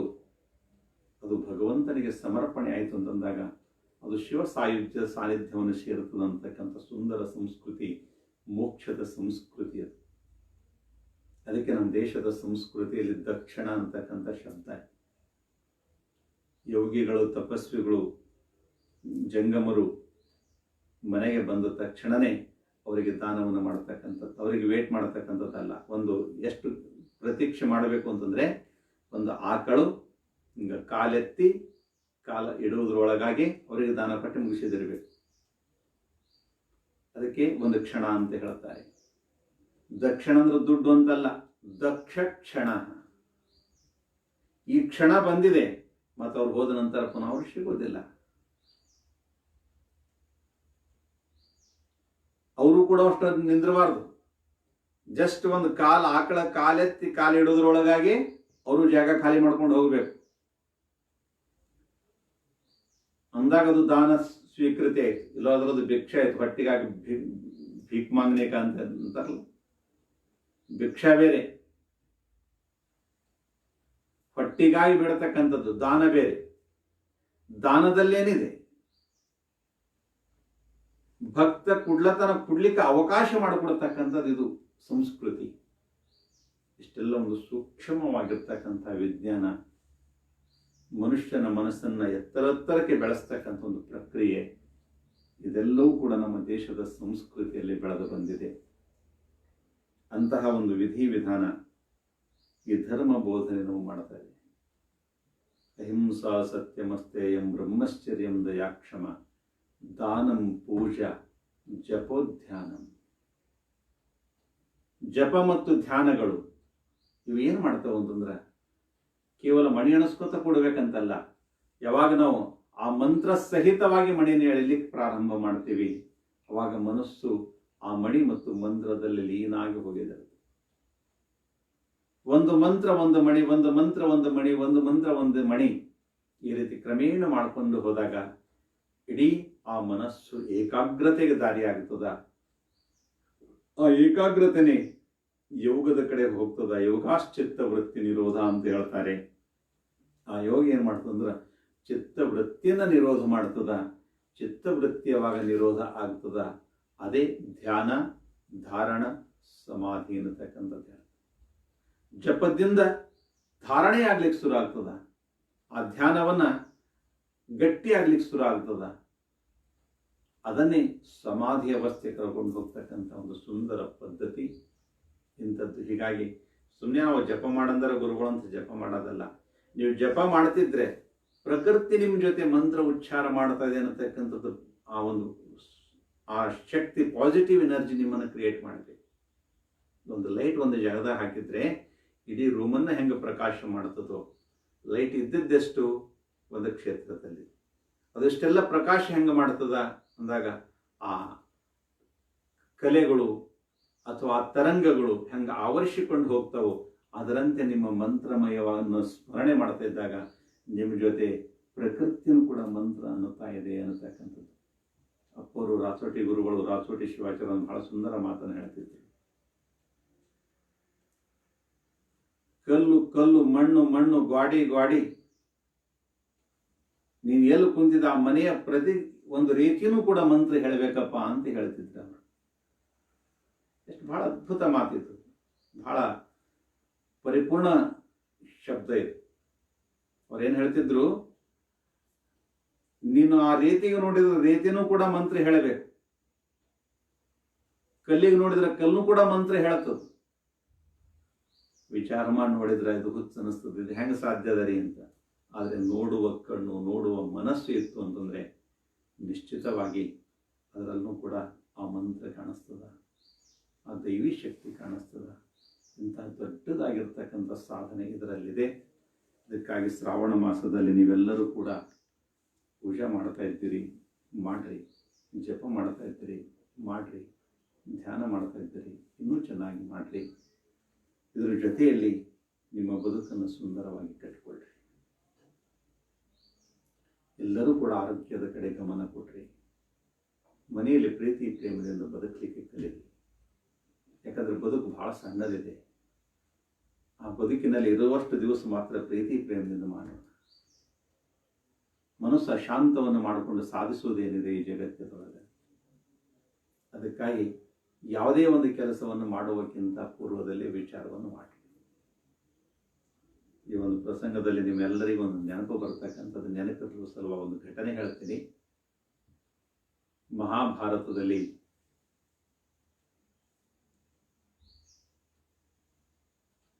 ಪಾಂಡವರ ಹಾಗೂ ಕೌರವರ ಯುದ್ಧ ಮುಗಿತು. ಯುದ್ಧ ಮುಗಿದ ನಂತರ ದುರ್ಯೋಧನ ಹಾಗೂ 100 ಜನ ಅಣ್ಣ ತಮ್ಮಂದಿರು ಎಲ್ಲರೂ ಕೂಡ ಮೃತ್ಯುಶಯದ ಮೇಲೆ ಸತ್ತು ಹೋಗಿದಿರ್ತಾರೆ, ಬಿದ್ದಿರುತ್ತದ ರಣಭೂಮಿಯಲ್ಲಿ. ಅವಾಗ ಉಳಿದಂತ ಗಾಂಧಾರಿ ವಿಚಾರ ಮಾಡ್ತಾಳೆ, ಇಷ್ಟೆಲ್ಲ ಯಾಕೆ ಯುದ್ಧ ಆಯಿತು ಅಂತ ಅವಾಗ ವಿಚಾರ ಮಾಡಿ ಆತ್ಮಾಲೋಕನ. ಯಾಕಂದ್ರೆ ಮನುಷ್ಯನಿಗೆ ಯಾವಾಗ ಒಂದು ಹಾನಿ ಆಯ್ತು ಅಂದಾಗ ಅವಾಗ ವಿಚಾರಗಳು ಬರ್ತಾವೆ. ಯಾಕಾಯ್ತು, ಎದ್ರ ತಲೆಕಾಯ್ತು, ಏನು ತಪ್ಪಾಯ್ತು, ಏನು ಒಪ್ಪಾಯ್ತು ಅಂತ ಅವಾಗ ಮನುಷ್ಯ ವಿಚಾರ ಮಾಡ್ತಾನೆ. ಅವಾಗ ಗಾಂಧಾರಿ ವಿಚಾರ ಮಾಡ್ತಾಳೆ, 100ಕ್ಕೆ 100 ಜನ ಮಕ್ಕಳು ಹೋದ್ರು, ಬಲಶಾಲಿಯಾಗಿರ್ತಕ್ಕಂಥ ದುರ್ಯೋಧನ ಹೋದ, ಅದೇ ರೀತಿ ಎಲ್ಲ ರಾಜ್ಯ ಗುರುಗಳು ಅನಿಸ್ಕೊಂಡವ್ರು ಹೋದ್ರು, ಭೀಷ್ಮ ಪಿತಾಮಹ ಅಂತ ಮಹಾಪುರುಷರು ಕೂಡ ಈ ಯುದ್ಧದಲ್ಲಿ ಹೋದ್ರು. ಇಷ್ಟೆಲ್ಲವೂ ಕೂಡ ಹಾನಿ ಆಗೋಯ್ತು, ವ್ಯವಸ್ಥೆ ಹಾಳಾಗೋಯ್ತು. ಇದಕ್ಕೆ ಕಾರಣ ಏನು ಅಂತ ವಿಚಾರ ಮಾಡಿದ್ಕೊಳ್ತಾಳೆ, ಆತ್ಮಾಲೋಕನೆ ಮಾಡ್ತಾಳೆ. ಅವಾಗ ಹೇಳ್ತಾಳೆ, ಒಂದು ಪ್ರಸಂಗವನ್ನು ಹೇಳ್ತಾಳೆ. ಏನು ಪ್ರಸಂಗ ಅಂತಂದ್ರೆ, ನನ್ನ ಗಂಡ ಕುರುಡ ಅಂತಕ್ಕಂಥದ್ದನ್ನು ನಾನು ಕೇಳಿದ ತಕ್ಷಣನೇ ನನ್ನ ಕಣ್ಣಿಗೆ ನಾನು ಪಟ್ಟಿ ಕಟ್ಕೊಂಡೆ. ಆ ಪಟ್ಟಿ ಕಟ್ಕೊಂಡಾಗ ಜನ ನನ್ನನ್ನು ಬಹಳ ವರ್ಣನೆ ಮಾಡ್ತಾ ಇದ್ರು. ಮಹಾಪತಿವ್ರತೆ, ಮಹಾಸಾಧ್ವಿ ಅಂತಕ್ಕಂಥ ಅನಂತ ಗೌರವಾನ್ವಿತವಾಗಿ ಶಬ್ದಗಳಿಂದ ಸನ್ಮಾನ, ಸತ್ಕಾರ, ಗೌರವ ನಡೀತಾ ಇತ್ತು. ಅವಾಗ ಬಹಳ ಖುಷಿ ಅನಿಸ್ತಿತ್ತು ಈ ಮನಸ್ಸಿಗೆ. ಅವಾಗ ಆ ಪಟ್ಟಿ ಇನ್ನ ಬಿಗಿ ಬಿಗಿ ಆಗ್ತಾ ಇತ್ತು. ಆದ್ರೆ ಇಷ್ಟೆಲ್ಲ ಘಟನೆಗಳ ಮುಗಿದ ನಂತರ ಈಗ ವಿಚಾರ ಬರ್ತಾ ಇದೆ, ಗಂಡಂತೂ ಕುರುಡಿದ್ದ, ನನ್ನ ಕಣ್ಣಿತ್ತು. ಆದರೆ ಒಂದು ಸಂಸಾರದಲ್ಲಿ ಹೆಣ್ಣಾದರೂ ಹುಷಾರಿರಬೇಕು, ಗಂಡಾದರೂ ಹುಷಾರಿರಬೇಕು ಅನ್ನತಕ್ಕಂಥ ಮಾತಿದೆ. ಹೆಂಡತಿ ಹುಷಾರಿಲ್ಲ ಅಂದ್ರೆ ಗಂಡರ ಹುಷಾರಿರಬೇಕು, ಗಂಡ ಹುಷಾರಿಲ್ಲ ಅಂದ್ರೆ ಹೆಂಡತಿ ಹುಷಾರಿಲ್ಲ ಅಂದ್ರೆ ಗಂಡರ ಹುಷಾರಿರಬೇಕು ಅನ್ನತಕ್ಕಂಥ ಒಂದು ವ್ಯವಸ್ಥೆ ಸಂಸಾರದಲ್ಲಿ. ಆದ್ರೆ ಅವನು ಕುರುಡ ಅಂತ ಹೇಳಿದ್ರು, ನಾನು ಕೂಡ ಕಣ್ಣಿನ ಮೇಲೆ ಪಟ್ಟಿ ಕಟ್ಕೊಂಡೆ, ಲೋಕ ಸ್ತುತಿ ಮಾಡ್ತಾನಂತಕ್ಕಂಥ ನಾನು ತಿಳ್ಕೊಂಡೆ. ಆದರೆ ನಾನು ಒಂದು ವೇಳೆ ಕಣ್ಣಿಗೆ ಪಟ್ಟಿ ಕಟ್ಕೊಳ್ತಿದ್ದಿಲ್ಲ ಅಂತಂದ್ರೆ ನನ್ನ ಮಗ ಮಾಡತಕ್ಕಂಥ ಬಾಲ್ಯದ ಹಿಡಿದು ಅಪರಾಧಗಳಿಗೆ ನಾನು ತಿದ್ದುತ್ತಾ ಹೋಗಿದ್ರೆ ಇವತ್ತು ಈ ಯುದ್ಧ ಆಗ್ತಿದ್ದಿಲ್ಲ. ನನ್ನ ಕಣ್ಣೆದ್ರೆ 100 ಜನ ಮಕ್ಕಳು ಸಾಯ್ತಾ ಇದ್ದಿಲ್ಲ ಅನ್ನತಕ್ಕಂಥ ವೇದನೆಯನ್ನು ಅವಳು ಅನುಭವಿಸ್ತಾ ಇಲ್ಲ. ಇವತ್ತು ಈ ಪ್ರಸಂಗ ನಾನು ಯಾಕೆ ಹೇಳ್ತಿದ್ದೇನೆ, ಪ್ರತಿಯೊಂದು ಮನೆಯಲ್ಲಿ ಇವತ್ತು ಎಲ್ಲರ ಕಥೆಗಳು ಇದೇ ರೀತಿ ಆಗ್ತಾ ಇದೆ. ಯಾರೋ ದುಡ್ಡಿನ ಪಟ್ಟಿಯನ್ನು ಕಟ್ಟಿಕೊಂಡಿದ್ವಿ, ಯಾರು ಅಧಿಕಾರದ ಪಟ್ಟಿಯನ್ನು ಕಟ್ಟಿಕೊಂಡಿದ್ವಿ, ಯಾರು ಅಹಂಕಾರದ ಪಟ್ಟಿಯನ್ನು ಕಟ್ಟಿಕೊಂಡಿದ್ದಾರೆ, ಇವರಿಗೇನು ಕೇಳದಿರುತ್ತೆ, ಇವರಿಗೇನು ಹೇಳದಿರುತ್ತೆ ಅಂತಕ್ಕಂಥ ಒಂದು ಪಟ್ಟಿಯನ್ನು ಕಟ್ಟಿಕೊಂಡಿದ್ವಿ. ಮನಸ್ಸು ಮುಕ್ತತೆ ಇರಲಾರ್ದ ಹಾಗೆ ಇವತ್ತು ಪ್ರತಿಯೊಂದು ಸಂಸಾರದಲ್ಲಿ ಮನಸ್ಸುಗಳು ಸಂಕುಚಿತವಾಗ್ತಾ ಇವೆ. ಎಲ್ಲಿ ಸಂಕುಚಿತವಾಗ್ತಲ್ಲ, ಮಹಾಭಾರತ ಯುದ್ಧ ನಿಶ್ಚಿತ ಅಂತ ತಿಳ್ಕೊಳ್ಬೇಕು, ಅಲ್ಲಿ ಹಾನಿ ನಿಶ್ಚಿತ ಅಂತ ತಿಳ್ಕೊಳ್ಬೇಕು. ಒಂದ್ ವೇಳೆ ಅವಳ ಕಣ್ಣಿಗೆ ಪಟ್ಟಿ ಕಟ್ಕೊಳ್ತಿದ್ದಿಲ್ಲ ಅಂತಂದ್ರ ಮಹಾಭಾರತ ಯುದ್ಧ ಆಗೋ ಪ್ರಶ್ನೆನೇ ಬರ್ತಿದ್ದಿಲ್ಲ. 100 ಜನ ಮಕ್ಕಳು ಬದುಕಿರ್ತಿದ್ರು, ಪಾಂಡವರು ಬದುಕಿರ್ತಿದ್ರು, ಸುಂದರ ಜೀವನ ನಡಿಬಹುದಾಗಿತ್ತು. ಇಬ್ಬರಿಗೂ ಮಾರ್ಗದರ್ಶನ ಮಾಡ್ತಾ ರಾಜಮಾತೆ ಆಗಿರಬಹುದಾಗಿತ್ತು. ಈಗ ರಾಜನೂ ಹೋಗಿದೆ, ರಾಜಮಾತೆಯೂ ಕೂಡ ಹೋಗಿದ್ದಾಳೆ. ಈಗ ಒಬ್ಬ ಭಿಕ್ಷುಕರ ಹಾಗೆ ಆ ಬದುಕಿನ ಸ್ಥಿತಿ ಆಗಿದೆ. ನಮ್ಮೆಲ್ಲರ ಮನಸ್ಸಿನ ಸ್ಥಿತಿಗಳು ಕೂಡ ಇದೇ ಸ್ಥಿತಿಗೆ ಬರಲಾರ್ದ ಹಾಗೆ ಜೀವನದಲ್ಲಿ ಇದ್ದದ್ದನ್ನು ಸತ್ಯ ರೂಪದಲ್ಲಿ ಹೇಳಿ ಕಲಿರಿ. ಮಕ್ಕಳಿಗೆ ಸುಂದರ ಸಂಸ್ಕಾರವನ್ನು ಕೊಡ್ರಿ. ದುಡ್ಡು ಬಹಳ ಮಹತ್ವದಂತಲ್ಲ, ದುಡ್ಡು ಜೀವನಕ್ಕೆ ಬಹಳಷ್ಟು ಕಮ್ಮಿ ಆಯ್ತು. ಇವತ್ತು ಕರೋನಾ ಅನ್ನತಕ್ಕಂಥ ಮಹಾಮಾರಿ ಬಂತು. ಅದರಲ್ಲಿ ಎಷ್ಟೋ ಜನ ಅಗರ್ಭ ಶ್ರೀಮಂತರು ಹೋದ್ರು. ಅವ್ರದ್ದೇನಿದೆ, ಒಂದು ವ್ಯವಸ್ಥಿತ ಅಂತ್ಯಕ್ರಿಯೆಯನ್ನು ಕೂಡ ಮಾಡ್ಲಿಕ್ಕಾಗ್ಲಿಲ್ಲ ದುರಂತ. ಅಥವಾ ಪ್ರೇಮದ ಮಡದಿಂತು ಮುಟ್ಕೊಳ್ಳಿಕ್ಕಾಗಿಲ್ಲ, ಪ್ರೇಮದ ಮಗಂತ ಮುಟ್ಕೊಳ್ಳಿಕ್ಕಾಗಿಲ್ಲ. ಇಂಥ ಭಯಾನಕ ದೃಶ್ಯಗಳ ಮಧ್ಯದಲ್ಲಿ ಪ್ರಕೃತಿನೇ ಇರುವುದು ಹೀಗೆ. ಅದಕ್ಕಾಗಿ ನಮ್ಮೆಲ್ಲರ ಮನಸ್ಸಿನಲ್ಲಿ ಧರ್ಮದ ಆಚರಣೆ, ಸತ್ಯಂವದ ಧರ್ಮಂಚರ ಅಂತಕ್ಕಂಥ ಮಾತನ್ನು ಇದ್ದ ಹಾಗೆ ನಾವು ಸತ್ಯವನ್ನು ನುಡಿಯೋಣ, ಸತ್ಯದಿಂದ ನುಡಿಯೋಣ. ಬಹಳಷ್ಟು ಹಪಾಪಿ ಮಾಡಿಕೊಂಡು ದುಡ್ಡು ಬೇಕಂತ ಆರೋಗ್ಯ ಕೆಡಿಸ್ಕೊಳ್ಳಿಕ್ಕೆ ಹೋಗಬೇಡ್ರಿ. ಒಳ್ಳೆಯ ರೀತಿಯಿಂದಾಗಿ ಆರೋಗ್ಯವನ್ನು ಕಾಯ್ಕೊಂಡು ಧರ್ಮದ ಆಚರಣೆಯನ್ನು ಮಾಡಿಕೊಂಡು ಗುರು ಹಿರಿಯರಿಗೆ ಗೌರವವನ್ನು ಕೊಡ್ರಿ. ಮನೆಯಲ್ಲಿ ಒಂದು ಕೆಲಸ ಮಾಡಬೇಕು, ಮನೆಯಲ್ಲಿರ್ತಕ್ಕಂಥ ಎಲ್ಲ ಗುರು ಹಿರಿಯರ ಪಾದಸ್ಪರ್ಶ ದರ್ಶನವನ್ನು ಮುಂಜಾನೆ ಮತ್ತು ಸಾಯಂಕಾಲ ಮಾಡತಕ್ಕಂತಹ ಪದ್ಧತಿ ಇಟ್ಕೊಳ್ಬೇಕು. ಅದರಿಂದ ಆ ಮನೆಯ ವಾತಾವರಣ ಪರಿಶುದ್ಧವಾಗ್ತದೆ, ವ್ಯವಸ್ಥೆ ಸುಧಾರಣೆ ಆಗುತ್ತದೆ. ಈ ಸಂಸಾರದಲ್ಲಿ ಒಂದೆರಡು ಶಬ್ದಗಳು ಹಿಂದೆ ಮುಂದೆ ಆಗುವುದು ಸಹಜ. ಒಂದು ದಿವಸ ಗಂಡಗೆ ಸಿಟ್ಟು ಬರುವುದು, ಒಂದು ಹೆಂಡತಿ ಸಿಟ್ಟು ಬಂದಿರಬಹುದು. ಆದರೆ ಈ ರೀತಿ ಒಂದು ಪ್ರಕ್ರಿಯೆಯಲ್ಲಿ ನಡೀತದ. ತಂದೆ ತಾಯಿಗಳ ಮೇಲೆ ಅಥವಾ ಗುರು ಹಿರಿಯರ ಮೇಲೆ ರುಷ್ಟಾದಾಗೂ ಕೂಡ ಮನುಷ್ಯ ಸಮರ್ಪಣೆ ಭಾವದಿಂದ ಹೋದಾಗ ಆ ಸಿಟ್ಟು ತಂತಾನೆ ಕಡಿಮೆ ಆಗ್ತದೆ. ಅವಾಗ ಇಡೀ ಬದುಕು ಸುಂದರವಾಗಲಿಕ್ಕೆ ಸಾಧ್ಯದ. ಅದಕ್ಕೆ ಇವೆಲ್ಲವನ್ನು ದೃಷ್ಟಿಕೋನ ಇಟ್ಕೊಂಡು ಆದಷ್ಟು ಆರೋಗ್ಯದ ಕಡೆ ಗಮನ ಕೊಡ್ರಿ. ಯಾರೂ ಕೂಡ ಹೆದರ್ಕೊಳ್ಳಿಕ್ಕೆ ಹೋಗಬೇಡ್ರಿ. ಕರೋನಾ ಬಂದಿದೆ, ನಾವು ಬದುಕ್ತೀವೋ ಇಲ್ಲೋ ಅನ್ನತಕ್ಕಂಥದ್ದನ್ನು ತಲೆಗೆ ಇಟ್ಕೊಳ್ಳಿಕ್ಕೆ ಹೋಗಬೇಡ್ರಿ. ಅದೇನೋ ಸಾಮಾನ್ಯ ಒಂದು ರೋಗಿ ಅಷ್ಟೇ. ಅದಕ್ಕೊಂದು ಒಳ್ಳೆಯ ಔಷಧ ಏನು ಅಂತಂದರೆ, ನಿಮ್ಮ ಹತ್ರ ಒಂದು ಮನೆಯಲ್ಲಿ ಒಂದು ಜ್ವರ ನೆಗಡಿಗೆ ಅಂತ ಕೊಡ್ತಕ್ಕಂಥ ಟ್ರೀಟ್ಮೆಂಟ್ ಅವ್ರು ಕೊಟ್ಟೇ ಕೊಡ್ತಾರೆ. ಇನ್ನುಳಿದ ಟ್ರೀಟ್ಮೆಂಟ್ ಏನು ಅಂತಂದರೆ, ಶ್ವಾಸಕೋಶದಲ್ಲಿ ಶ್ವಾಸನಳಿನ ಬಂದಾಗ್ತಕ್ಕಂಥ ಪ್ರಸಂಗ ಬರ್ತದೆ. ಆ ಒಂದು ಅಂಥ ಒಂದು ಸ್ವಲ್ಪ ಅನಿಸಿಕೆ ಅನಿಸ್ತಿದ್ರೆ, ಶ್ವಾಸಕ್ಕೆ ಒತ್ತಡ ಅನಿಸ್ತಾ ಇದ್ದಿದ್ರೆ, ಅಥವಾ ಆಗ್ಲಾರ್ದೇನೆ ಕೂಡ ಪ್ರತಿ ದಿವಸ ಸ್ವಲ್ಪ ಉಗಿ ನೀರನ್ನು ಸ್ವಲ್ಪ ಅದದ್ದು ಭಾಪು ಬರ್ತಾ ಇದ್ದಾಗ ಅದರ ವಾಸನೆಯನ್ನು ನೀವು ಶ್ವಾಸೋಚ್ಛ್ವಾಸ ಮಾಡೋದ್ರಿಂದ ಸ್ವಲ್ಪ ಮುಖದ ಮೇಲೆ ಏನಾದರೂ ಹಚ್ಕೊಂಡು ಮಾಡಿದರೆ ನಿಮ್ಮ ಶ್ವಾಸನಾಳಗಳು ಸ್ವಚ್ಛ ಆಗ್ತಾವ. ನಿಮಗೆ ಯಾವುದೂ ತೊಂದರೆಗಳು ಕೂಡ ಬರುವುದಿಲ್ಲ. ರೋಗ ಬಂದ ನಂತರನೇ ನೋಡೋಣ ಅಂತ ಅನ್ನೋದಕ್ಕಿಂತ ರೋಗ ಬರುವಕ್ಕಿಂತ ಪೂರ್ವದಲ್ಲೇ ನೀವು ಒಂದು ಆಚರಿಸಿಕೊಂಡು ಹೋಗ್ರಿ ಅಂತಕ್ಕಂಥ ಮಾತನ್ನು ಈ ಸಂದರ್ಭದಲ್ಲಿ ಹೇಳ್ತಾ, ಒಳ್ಳೆಯ ರೀತಿ ಆರೋಗ್ಯ ಕೈಗೊಳ್ಳ್ರಿ. ಏನೋ ನಮಗೇನೋ ಸ್ವತಂತ್ರದ ಅಂತ ಮನಸ್ಸು ಬಂದಂಗೆ ವರ್ತನೆಗಳು ಮಾಡಲಿಕ್ಕೆ ಹೋಗಬೇಡ್ರಿ. ಸಮಾಜದಿರ್ಬೋದು, ರಾಷ್ಟ್ರದಿರ್ಬೋದು, ಧರ್ಮದಿರ್ಬೋದು, ನಮ್ಮ ಸ್ವಾತಂತ್ರ್ಯ ಇದೆ ಅಂತ ಮನಸ್ಸು ಬಂದಂಗೆ ಒದರಿದ್ರೆ ಅದು ವ್ಯವಸ್ಥೆ ಹಾಳಾಗುತ್ತೆ. ಮನಸ್ಸು ಬಂದಂಗೆ ನಾನು ನಡೆಸ್ತೀನಿ, ನಾನು ಡ್ರೈವಿಂಗ್ ಬರ್ತಂತ ಹೋಗಿದ್ರೆ ಅದು ಆಕ್ಸಿಡೆಂಟ್ 100% ನಿಶ್ಚಿತ. ಅದಕ್ಕಾಗಿ ಆಕ್ಸಿಡೆಂಟ್ ಆಗುವಕ್ಕಿಂತ ಪೂರ್ವದಲ್ಲಿ ಸುವ್ಯವಸ್ಥಿತವಾಗಿ ನಾವು ಹೋಗುವುದೇ ನಮ್ಮ ಬದುಕಿನ ಶೈಲಿ ಅಂಥದನ್ನು ಲಕ್ಷ್ಯ ಇಟ್ಟುಕೊಂಡು ಸುಂದರ ಬದುಕನ್ನು ಮಾಡ್ಕೊಂಡು ಹೋಗ್ರಿ. ಆದರ್ಶದ ಬದುಕನ್ನು ಮಾಡ್ಕೊಂಡು ಹೋಗ್ರಿ. ಆದರ್ಶದ ಚಿಂತನೆಯನ್ನು ಮಾಡ್ಕೊಂಡು ಹೋಗ್ರಿ ಅಂತಕ್ಕಂಥ ಮಾತನ್ನು ಹೇಳ್ತಾ, 7 ದಿವಸಗಳ ಪರ್ಯಂತ ಈ ಒಂದು ಧರ್ಮ ಚಿಂತನೆ ಇಲ್ಲಿನವರೆಗೆ ಕನ್ನಡ ಭಾಷೆದಲ್ಲಾಗಿದೆ. ಹೀಗಾಗಿ ಅನಂತ ಭಕ್ತಾದಿಗಳು, ಮಹಾರಾಷ್ಟ್ರದ ಭಕ್ತಾದಿಗಳು ಕೂಡ ಅವರು ತಮ್ಮ ಅಪೇಕ್ಷೆಗಳನ್ನು ವ್ಯಕ್ತಪಡಿಸ್ತಾ ಇದ್ದಾರೆ. ನಾಳೆಯಿಂದ ಮರಾಠಿಯಲ್ಲಿ ಮತ್ತೆ ಈ ಧರ್ಮ ಚಿಂತನೆ ಈ ಒಂದು 4-5 ದಿವಸ ತನಕ ನಡೀತದೆ. ಇಂಥ ಒಂದು ಪ್ರಸಂಗದಲ್ಲಿ ತಾವೆಲ್ಲರೂ ಕೂಡ ಶಾಂತ ಮನಸ್ಸಿನಿಂದ, ಶಾಂತ ಚಿತ್ತಿನಿಂದ ಕೇಳಿದ್ರಿ. ಇನ್ನು ಮುಂದೆ ಇದನ್ನು ಈ ಪ್ರವಚನ ಲೈವ್ನಲ್ಲಿ ತಾವೆಲ್ಲರೂ ನೋಡಿದ್ರಿ. ಇದನ್ನು ಯೂಟ್ಯೂಬ್ನಲ್ಲಿ ಒಂದು ಸೃಷ್ಟಿ ಮಾಡಿ ಇದನ್ನು ಹಾಕ್ತಾ ಇದ್ದಾರೆ. ಅದು ಹಾಕಿದ ನಂತರ ಯಾವುದೇ ಸಂದರ್ಭದಲ್ಲಿ, ಯಾವುದೇ ಕ್ಷಣದಲ್ಲಿ ಇದನ್ನು ತಾವು ಕೇಳಬಹುದು, ನೋಡಬಹುದು ಅನ್ನತಕ್ಕಂಥ ಮಾತನ್ನು ಹೇಳ್ತಾ, ನಿಮ್ಮ ಮನಸ್ಸು ಉತ್ತರೋತ್ತರವಾಗಿ ಅಭಿವೃದ್ಧಿಯನ್ನು ಮಾಡಿಕೊಡ್ರಿ ಅಂತ ಅಸತೋಮ ಸದ್ಗಮಯ, ತಮಸೋಮ ಜ್ಯೋತಿರ್ಗಮಯ, ಮೃತ್ಯೋರ್ಮ ಅಮೃತಂಗಮಯ ಅನ್ನತಕ್ಕಂಥ ಒಂದು ವೇದ ಮಂತ್ರವನ್ನು ಹೇಳ್ತದೆ. ಅಸತ್ಯದಿಂದ ಸತ್ಯದೆಡೆಗೆ ಹೋಗಬೇಕು ಈ ಮನಸ್ಸು.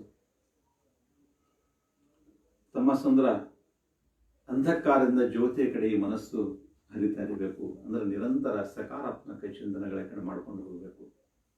ಮೃತ್ಯೋರ್ಮ ಅಮೃತಂಗಮಯ, ದುಃಖಗಳಕ್ಕಿಂತ ಆನಂದದ ಕಡೆ ಚಿಂತನೆ ನಾವು ಮಾಡಿಕೊಂಡು ಹೋದಿವಿ ಅಂತಂದರೆ ಆ ಬದುಕಿಗೆ ಆನಂದವೇ ಆನಂದ ಇರ್ತದೆ, ಒಂದು ಸಮಾಧಾನ ಇರ್ತದೆ. ನಿಮಗೆಲ್ಲರಿಗೂ ಕೂಡ ಭಗವಂತ ಆರೋಗ್ಯವನ್ನು ಕೊಡ್ತಾನೆ ಅಂತಕ್ಕಂಥ ಮಾತನ್ನು ಹೇಳಿ ಒಂದು ಔಷಧಿಯನ್ನು ನಿಮಗೆ ಹೇಳ್ತಾ ಇದ್ದೀನಿ. ಕರೋನಾಕ್ಕೆ ಬರೋಕ್ಕಿಂತ ಪೂರ್ವದಲ್ಲೇ ಒಂದು ಕೆಲಸ ಮಾಡಿರಿ. ಅಜ್ವೈನು, ಜೀರಿಗೆ, ಶುಂಠಿ, ಮೆಣಸು. ಅಜ್ವೈನು, ಜೀರಿಗೆ, ಶುಂಠಿ, ಮೆಣಸು ಇದನ್ನು ಸಮ ಪ್ರಮಾಣದಲ್ಲಿ ತೆಗೆದುಕೊಳ್ಬೇಕು. ಇದು 10 ಗ್ರಾಮ್ ತಗೊಳ್ರಿ, ಎಷ್ಟೇ ಗ್ರಾಮ್ ತಗೊಳ್ರಿ. 10 ಗ್ರಾಮ್ ಶುಂಠಿ, 10 ಗ್ರಾಮ್ ಅಜ್ವೈನು, 10 ಗ್ರಾಮ್ ಮೆಣಸು, 10 ಗ್ರಾಮ್ ಜೀರಿಗೆ. ಇದನ್ನು ಸ್ವಲ್ಪ ಹುರಿದು ಅದನ್ನು ಮಿಕ್ಸಿಯಲ್ಲಿ ಹಾಕಿ ಗ್ರೈಂಡ್ ಮಾಡಿ ಅದನ್ನು ಚೆನ್ನಾಗಿ ಜಲ್ಲಡಿಯಿಂದ ಹಿಡಿದು ಅಥವಾ ಬಟ್ಟೆಯಿಂದ ಸೋಸಿ ಇಟ್ಟುಕೊಂಡು, ಅಥವಾ ಹಾಗೆ ಇಟ್ಟಿದ್ರು ಕೂಡ ನಡೀತದ. 4 ಕಪ್ ನೀರಿಗೆ 1 ಚಮಚ ಇದನ್ನು ಹಾಕಿ ಚೆನ್ನಾಗಿ ಕುದಿಸಿ, ರುಚಿ ಬೇಕು ಅಂದರೆ ಜೇನುತುಪ್ಪ ಆದ್ರೆ ಹಾಕೊಳ್ರಿ, ಅಥವಾ ನಿಮ್ಮ ಅಪೇಕ್ಷೆ ತಕ್ಕಂತೆ ಸಕ್ಕರೆ ಆದ್ರೆ ಹಾಕೊಳ್ರಿ. ಇದನ್ನು ಮಾಡಿ ದಿವಸ ರಾತ್ರಿ ಮಲಗುವಾಗ ಕುಡೀರಿ. ಅಂದಾಗ ಸ್ವಲ್ಪ ಜ್ವರದ ಅಂಶ ಇದ್ದರೂ ಕೂಡ ಬೆವರು ಬಿಡುತ್ತದೆ. ಬಿ ಪಿ ಶುಗರು ವ್ಯವಸ್ಥೆಗಳೇನಿದ್ದರೂ ಕೂಡ ಅವೆಲ್ಲವೂ ಕೂಡ ಸರಿ ಹೋಗ್ತವೆ ಅಂತಕ್ಕಂಥ ಮಾತನ್ನು ನಿಮಗೆ ಹೇಳಿ, ಹಂಗೇನಿದ್ದರೂ ಕೂಡ ನಿಮ್ಮ ಹತ್ರ ಫೋನ್ ನಂಬರ್ ಇದೆ, ಸಂಪರ್ಕ ಸಾಧಿಸಿ. ಈಗ ಸದ್ಯ ಶ್ರಾವಣ ತನಕ ಸಾಧಿಸಬೇಡ್ರಿ. ಶ್ರಾವಣ ಆದ ನಂತರ ನಿಮ್ಮ ಸಂಪರ್ಕ ಸಾಧಿಸಿದಾಗ ಫೋನ್ ಸಿಕ್ಕಿದ್ರೆ ಸರಿ, ಇಲ್ಲಾಂದರೆ ನಿಮ್ಮ ಮಿಸ್ ಕಾಲ್ ನೋಡಿ ಮತ್ತೆ ನಾವು ಕಾಲ್ ಮಾಡ್ತೀವಿ. ವ್ಯವಸ್ಥಿತ ರೀತಿಯಿಂದಾಗಿ ನಿಮ್ಮ ಆರೋಗ್ಯ ಕಾಯ್ಕೊಂಡಿರ್ರಿ ಅಂತಕ್ಕಂಥ ಮಾತನ್ನು ಸದ್ಗುರು ರಾಚೋಟಿ ಶಿವಾಚಾರ್ಯರು, ಜಗದಾದಿ ರೇಣುಕಾಚಾರ್ಯರು ನಿಮ್ಮೆಲ್ಲರಿಗೂ ಸನ್ಮಂಗಲವನ್ನು ಮಾಡಲಿ ಅಂತಕ್ಕಂಥ ಮಾತನ್ನು ಹೇಳಿ ನಾನು ಶಬ್ದಕ್ಕೆ ನಾನು ವಿರಾಮ ಮಾಡ್ತೀನಿ. ಓಂ ಶಾಂತಿ ಶಾಂತಿ.